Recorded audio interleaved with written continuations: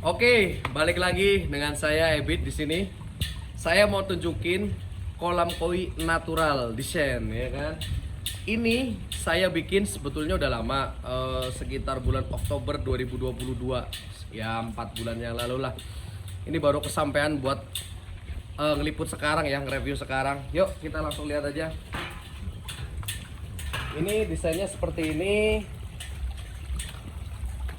Ini biar kesannya sedikit natural, saya sengaja tidak membuat ini seperti kotak persegi atau persegi panjang.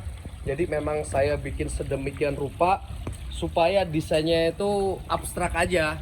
Nah, karena permintaan dari customer kami, untuk Mas tolong dibikinkan kolam yang desainnya itu tidak beraturan, batu-batuannya, tatanannya, tapi enak dilihat.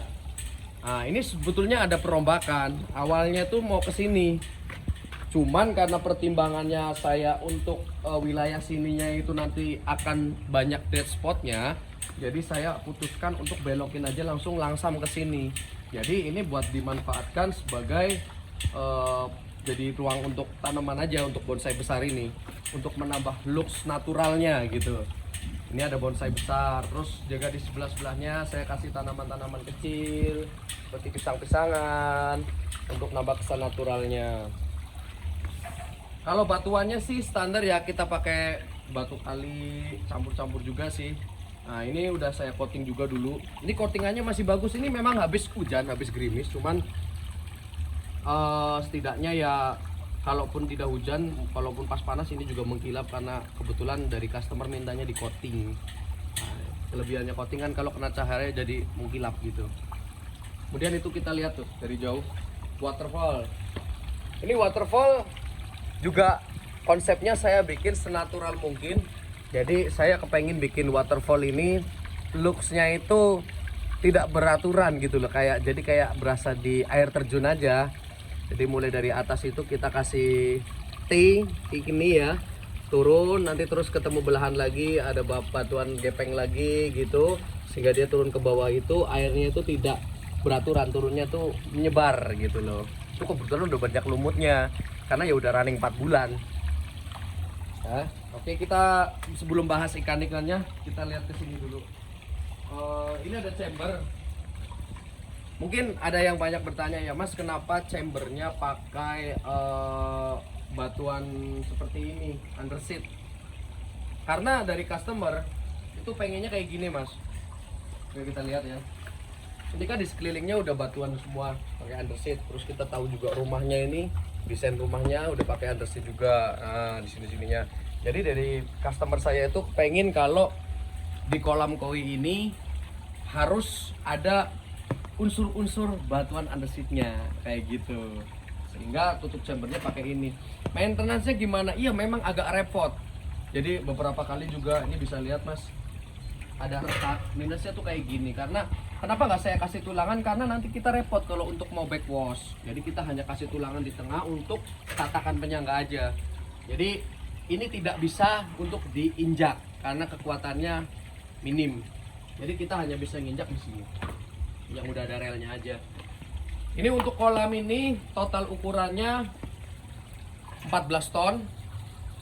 Untuk di chamber itu kurang lebih saya taruh sekitar 5 tonan sini. Untuk sekitar 5 ton, 5 sampai 6 lah, 5,7-an kalau nggak salah tonasenya. Ini cukup dalam. Ini untuk chambernya ini dalamnya sekitar 1,7, 1,6, 1,7 ya, antaranya sekitar segitu untuk meternya. Untuk kolamnya itu 1,5, ada juga kita dicekungin gini, mungkin sekitar 1,6 pas di cekungan di bottom drain. Tuh. Oke, kita bahas di sini nih. Ini sebetulnya bukan, ini batu cadangan sih, batu cadangan untuk tutup chamber yang kalau misalkan pecah kita punya cadangan. Nah, di bawah sini tuh ada, ini kalau bisa diangkat sih, wah berat ya. Ini ada aerasi. Jadi kita pakai speknya itu untuk aerasinya Reson LP60. Untuk kebutuhan aerasi baik di semua chamber. Saya taruh di chamber 2, chamber 3 sama chamber 4 aja. Ini saya jelaskan chambernya dulu. Ini ada di chamber 1. Ini isinya beras. Ini oh ya buat teman-teman, ini panel listrik ya. Kita lihat ini panel listrik banyak banget karena kita pakai 2 UV, 2 pompa dan 1 aerasi.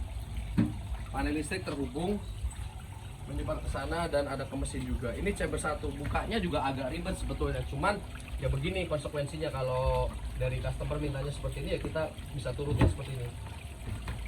Oke, kita bisa lihatin. Ini belum di backwash ya. Kotorannya. Mantap, itu ada brush di chamber 1. Jadi kita pakai skimmer di sini, di bawah ini ada skimmer masuk ke sini. Kenapa ini kotorannya banyak Mas? Ya karena udah lama dan di sini tempatnya itu berserakan, banyak sekali yang namanya sisa-sisa rontokan dedaunan tuh. Lihat, pohon sekeliling banyak Mas. Apalagi bonsai itu tuh pasti masuk sini. Sebetulnya sempat aku bersihkan, waktu itu saya bersihkan itu sekitar 2 bulan lah, 2 bulanan aku backwash, cabut pipa aja sih, terus aku bersihin sedikit gitu kan. Belum pernah backwash sampai angkat itu media full, itu belum. Nah ini kita bersihkan di sekelilingnya aja untuk ya sekedar meminimalisir lah waktu itu. Kita pengen ngetes seberapa hebatnya sih filtrasi ini gitu loh, supaya bisa menahan kotoran 14 ton ini kan. Kita beralih ke chamber 2. Chamber 1 brush, ini chamber 2 kita tahu. Kelihatan nggak Mas? Silakan Mas. Nah, chamber 2 kita sebelumnya jelaskan dulu ya, ini kita pakai sistem angsa. Kita pakai 3 pipa 2,5 inch. Ini sistem yang chamber 2 ini saya kasih jaring nelayan sama batu gombong. Kenapa saya kasih batu gombong? Untuk pemberat di atasnya. Jadi full jaring nelayan, di atasnya kita taruh batu gombong. Nah, aerasi terdapat ya. Kemudian kita lari ke chamber yang ketiga. Ini chamber ketiga masih juga kita pakai sistemnya masih sama angsa juga. Silakan Mas, boleh dilihat. Ini aerasinya gitu lumayan gede ya. Ini full batu gombong untuk di chamber ketiga. Ya. Full batu gombong untuk di chamber ketiga. Oke. Ini patah ini belum dibetulkan. Ini kita lanjut ke chamber keempat. Chamber keempat agak susah juga. Chamber keempat kita bisa lihat di sini kita kasih aerasi dengan full batu gombong, dengan di atasnya kita kasih oyster. Ini oysternya ada di pojok sih, jadi sini batu gombong, sebelah sana oyster. Jadi kita campur. Kemudian untuk yang terakhir yaitu chamber 5. Chamber 5 ini kita full untuk pompa 2 biji dengan UV. Kita pakai sistemnya itu, ini lumayan kotor juga, ini harus di backwash ini mungkin minggu ini. Ini kita pakai UV 2 sama pompanya itu 16.000 dengan 10.000. Untuk arus kita pakai 1 aja ya, yang kecil pompanya, yang besar itu untuk waterfall ini yang kecil pompanya, terus pompa 16.000 nya aku buat arus aja, arus bawah. Arus bawahnya tuh aku sebarkan, ada arus bawah 2 plus arus atasnya 1 di bawah waterfall. Oke. Untuk chamber cukup ya. Kalau untuk yang ini untuk kontrol backwash Mas. Jadi kalau misalkan saya mau backwash, karena ini lahannya cukup susah, jadi nah Mas, pertanyaan nih, ini ada kesulitan Mas, kenapa yang chamber ini airnya tinggi? Nah ini menarik ya. Beberapa kasus untuk pembuatan kolam koi itu biasanya ada dimana kasus-kasus itu lokasinya itu dekat dengan sungai atau kali. Tuh bisa lihat Mas, itu ada kali tuh sebelah situ. Nah kita sempat kesusahan, untungnya pada saat pembuatan kolam ini tuh di musim kemarau.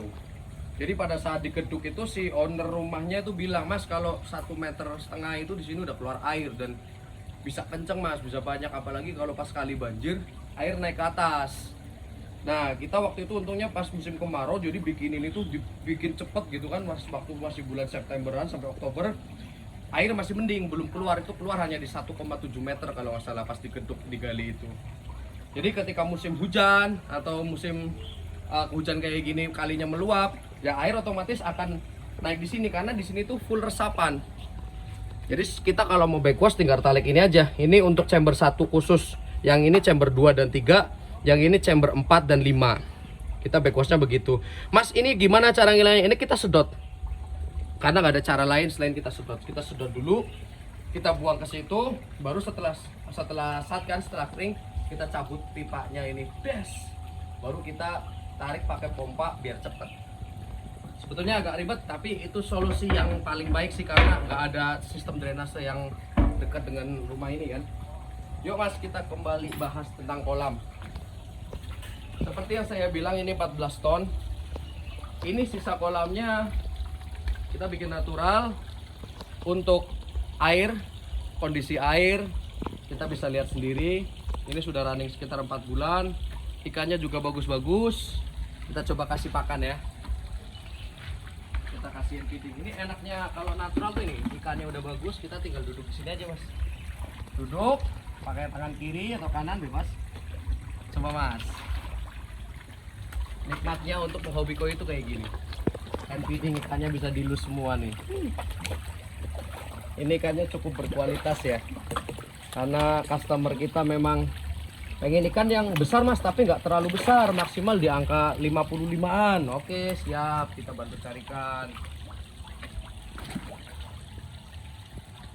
Dikit-dikit aja. Mas, kalau untuk pakan gimana Mas? Misalkan nih anak kita pengen kasih pakan ikan berlebihan, nah nggak usah khawatir kalau ikannya memang pas kebutuhan kasih makannya berlebihan. Udah tahu sendiri tadi udah kita lihat rumputan aja, sisa-sisa daun kering aja kita langsung masuk ke chamber 1 karena skimmer kita kasih pipa 3-in. Jadi cukup gede untuk kotoran atas bisa masuk ke sini semua. Oke. Kita kembali ke fokus kolamnya ya.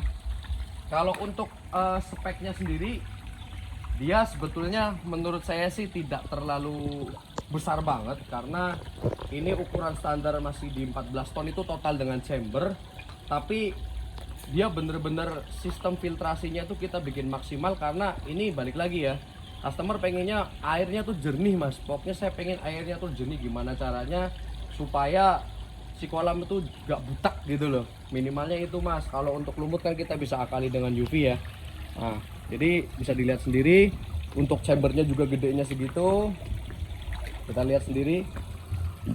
Nah di sana itu di bawah waterfall itu kita itu ada uniring ya, kita itu ada uniring. Di sana ada uniring ukuran 16/25 kayaknya ya Mas ya, 16/25 itu pas di sana karena nggak kelihatan kan dari sini. Nah itu sebetulnya uniringnya tuh gede banget, makanya ada arus yang mengarah ke sini Mas. Ada arus itu karena apa? Itu karena bantuan uniring dan arus atas yang aku bikin agak kecil. Jadi arus atasnya itu dari pojok sana menuju ke skimmer. Nah untuk arus bawahnya aku bikin yin yang, ada yang ke sini, ada yang dari sana ke sana. Itu untuk arus bawah. Jadi supaya si ikan itu enak aja gitu sirkulasinya muter gitu masuk ke bottom drain. Bottom drainnya juga sama, dari sini ada biar meminimalisir wet spot dead spot. Sana juga ada skimmer di sini. Memang skimmer cuma saya taruh di sini. Nah, untuk waterfallnya bisa dilihat itu kita pakai pipanya lumayan panjang ya. Kenapa kita pakai satu pompa? Karena menurut saya kalau kita pakai pompa besar pun terus dibagi dua kerjanya nggak maksimal. Kita pakai satu pompa dengan pipa 3/4 kita naikin ke atas supaya menghasilkan air terjun itu di waterfall maksimal. Itu maintenance-nya mudah, itu cuma lumut aja itu. Kenapa ada hijau-hijau dan hitam-hitam itu bisa kita bersihkan kok. Itu bisa dibersihkan. Kebetulan ini udah 4 bulan jadi belum sempat untuk dibersihkan aja. Nanti mungkin setelah ini kita backwash dan kita bersihkan semuanya. Ini saya datang ke sini juga sekalian niatnya mau backwash. Tapi ini kita review dulu kolamnya karena baru bisa untuk mereview. Ya paling gitu aja sih. Untuk kolam natural ini alhamdulillah kita kelar waktu itu 4 bulan lalu. Kendala cuma ada di penggalian itu tadi, pengedukan, air keluar ya, sudah diceritakan tadi. Memang di sini nggak bisa dalam-dalam, tapi kita bisa mensiasati itu semua alhamdulillah. Sampai kolam bisa dibikin, untuk kolamnya aja sekitar 1,5 meteran lah ya. Itu cukup dalam untuk kolam koi, cukup lah menurut saya. Meskipun minimal 1 meter juga cukup sih. Ya beginilah. tampilannya kolam koi naturalnya. Oke, apabila panjenengan tertarik pengen order kolam, saya domisili di Tegal, tapi ya kalau misalkan mau order untuk wilayah Jateng, Jabar, Jatim juga bisa. Nanti kita tinggal diskusi aja. Nomor handphone saya, WhatsApp saya cantumkan di deskripsi. Ya, di deskripsi itu saya cantumkan nomor. Apabila tertarik, minat, mau tanya-tanya dulu, mau konsultasi dulu juga nggak apa-apa. Untuk seputaran kolam koi, nanti kita bakal by japri telepon atau WA-an, nggak apa-apa di situ. Oke, gitu aja. Terima kasih sudah menonton dan terima kasih sudah mengikuti channel ini. Jangan lupa like dan subscribe, komen. Thank you.